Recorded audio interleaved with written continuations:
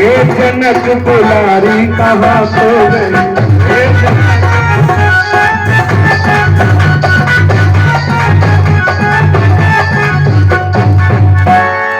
जैसे ही राम जी ने तेज आवाज लगाई सीते, तो वही कुटिया के आसपास आ गए, कुंभजर्षि के आश्रम के पास।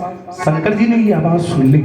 शंकर जी ने जैसे ही आवाज सुनी कुटिया से बाहर निकल आए और राम जी को जैसे ही देखा, भगवान भोलेनाथ ने दोनों हाथ जोड़े और राम जी से कहा, प्रभु राम राम राम।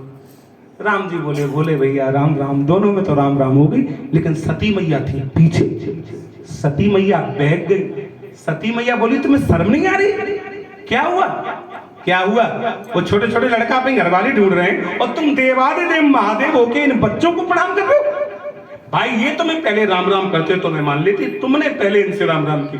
वो छोटे छोटे लड़का अपनी घरवाली ढूंढ रहे।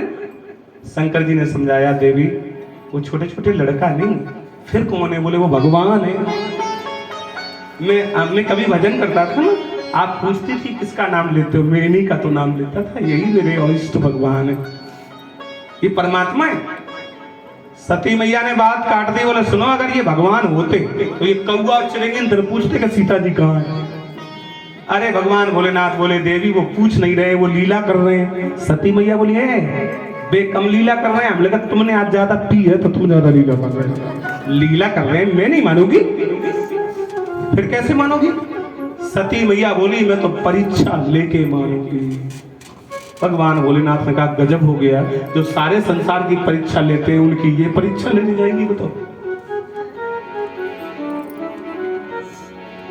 ठीक है देवी, ले आओ तो परीक्षा, जाओ। अब सती मैया चलेंगी। कैसे लोगी परीक्षा देवी? सती मैया बोली, अगर मैंने ये बता दिया परीक्षा कैसे लूंगी तो पेपर आउट हो जाएगा, पर्चा लीक हो जाएगा। जैसे मेरी इच्छा वैसे उनकी परीक्षा। अच्छा ठीक है देवी, जाओ ले आओ परीक्षा। अब सती जी ने सोचा, ये सीता जी को ढूंढ रहे हैं तो लाओ थोड़ी देर के लिए हम सीता ही बन जाए। अगर ये नकली होंगे तो दौड़ के गले से लगा लेंगे, कहेंगे हम तो बहुत परेशान होते, कहां थी तो हम सीता जी का रूप बना लेंगे। और अगर असली होंगे तो जान जाएंगे कि ये सीता नहीं है, सती। अभी एक पल में पता चल जाएगा कि नकली है का असली है का फसली है, तीनों बातें पता चल जाए। सती जी सीता का रूप बना के चले और प्रभु राम के सामने जैसे ही पहुंची, राम जी ने परमात्मा की तरह नहीं, एक आम इंसान की तरह, आम आदमी की तरह जान लिया कि ये मेरी घरवाली सीता नहीं है। कैसे? घरवाली का स्थान या तो बाईं तरफ होता है या पीछे होता है।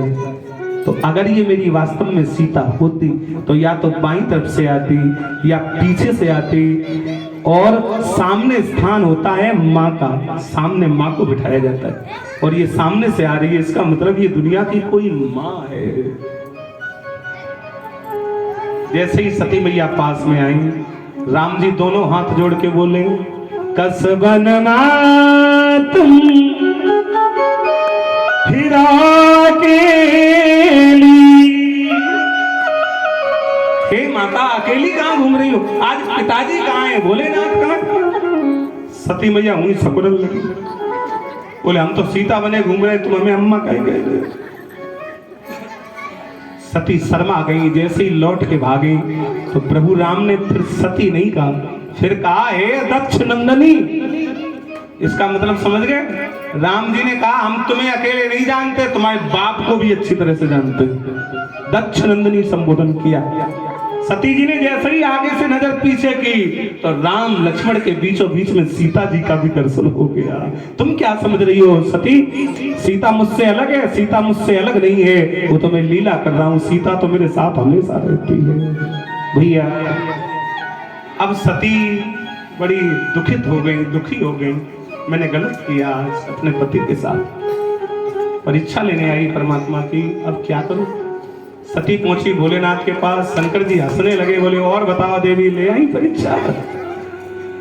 सती मैया झूठ बोल गई। मेरी माताओं बहनों, तुम कथा तो सुन रही हो, लेकिन एक मेरी बात मान लेना, कभी भी जीवन में अपने पति से झूठ मत बोलना, कभी मत बोलना, ये निवेदन है आपसे। खैर आजकल तो कोई नहीं बोलता ना, ये जो बच्चे